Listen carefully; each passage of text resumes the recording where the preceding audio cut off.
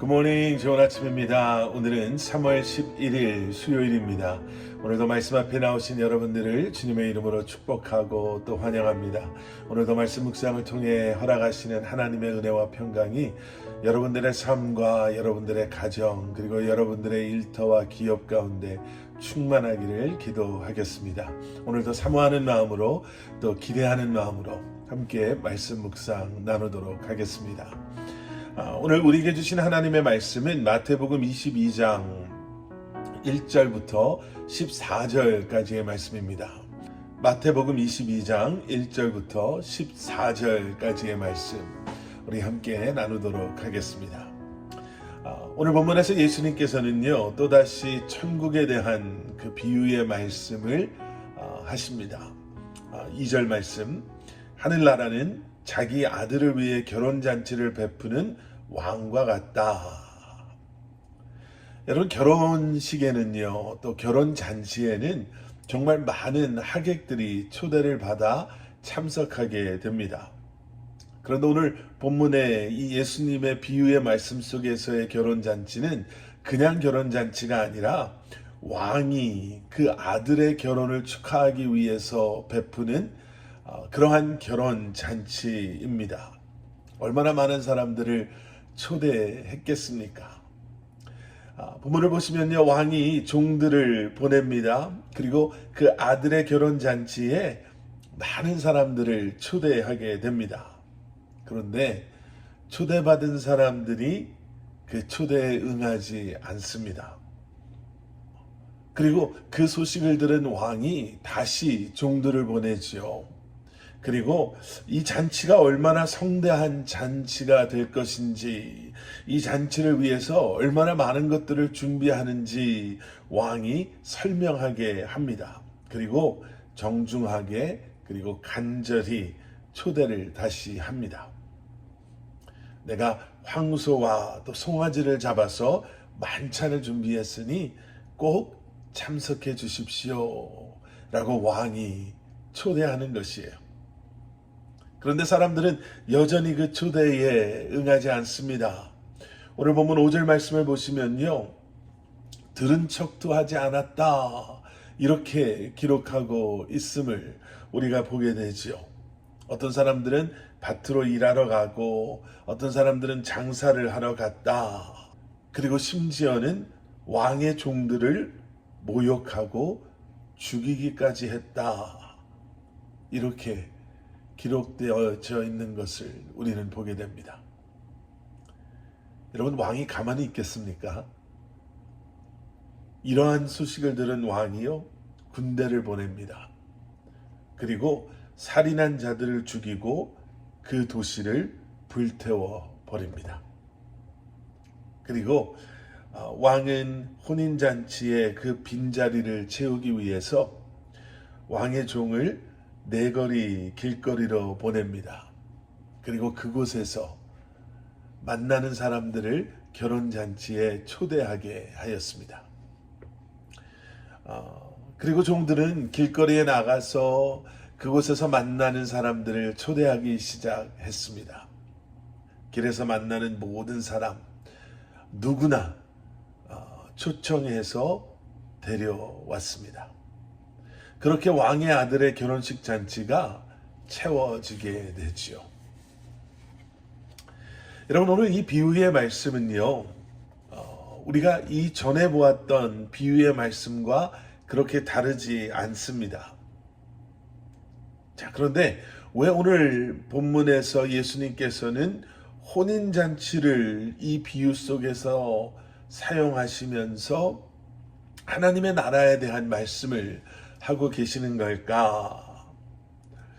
여러분, 혼인이요, 혼인 예식을 통해서 남녀가, 신랑과 신부가 하나가 되는 것처럼, 여러분, 이 혼인잔치의 상징적인 때는 하나님과 하나님의 백성이 하나가 되는 때를 말하고 있습니다.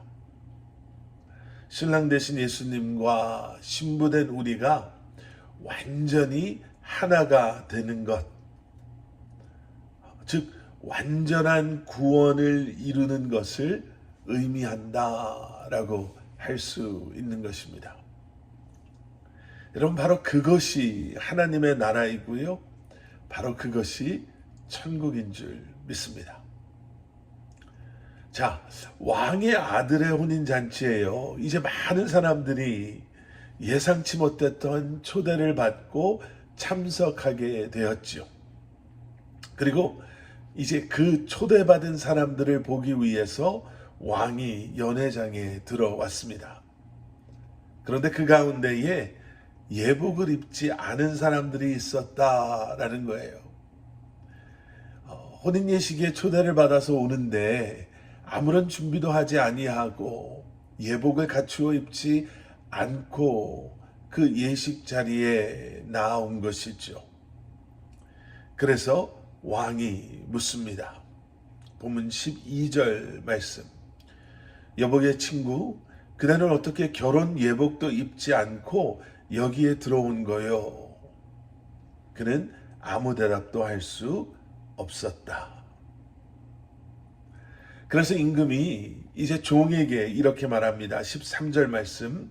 이 사람의 손과 발을 묶어 바깥 어두운 곳으로 내쫓으라. 거기서 슬피 울며 이를 갈 것이다.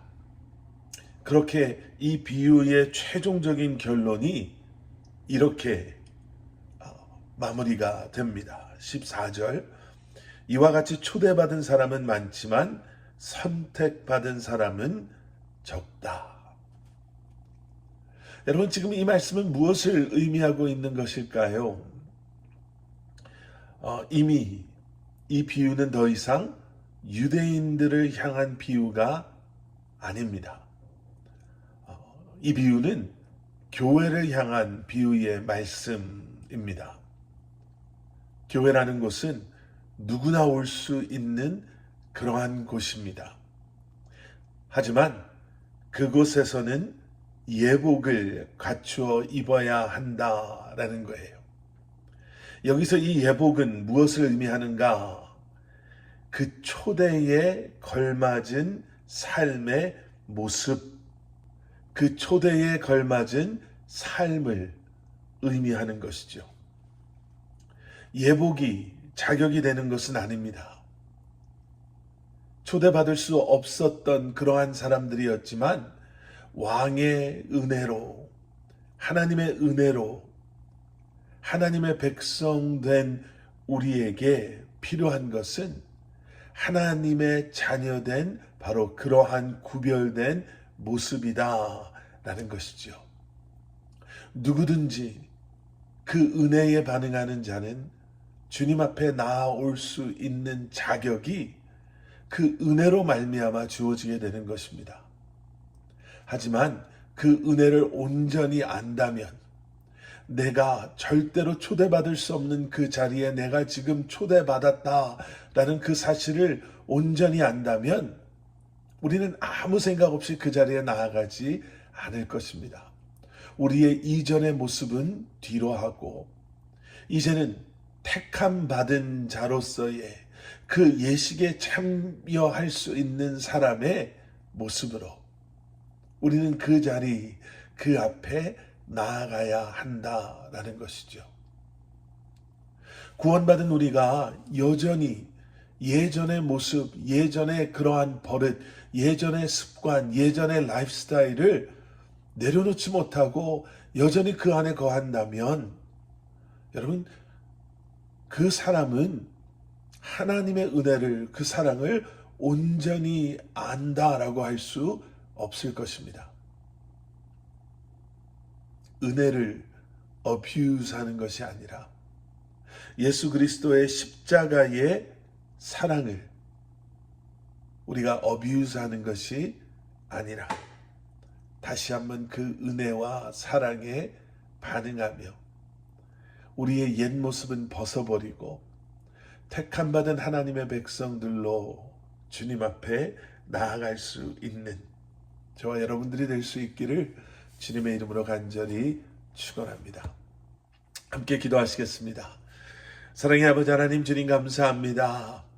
구원받을 자격도 구원받을 만한 행함도 없는 우리였지만 그런 우리를 사랑하셔서 주님 우리를 택하여 주시고 우리를 하나님의 자녀 삼아 주신 것 감사합니다.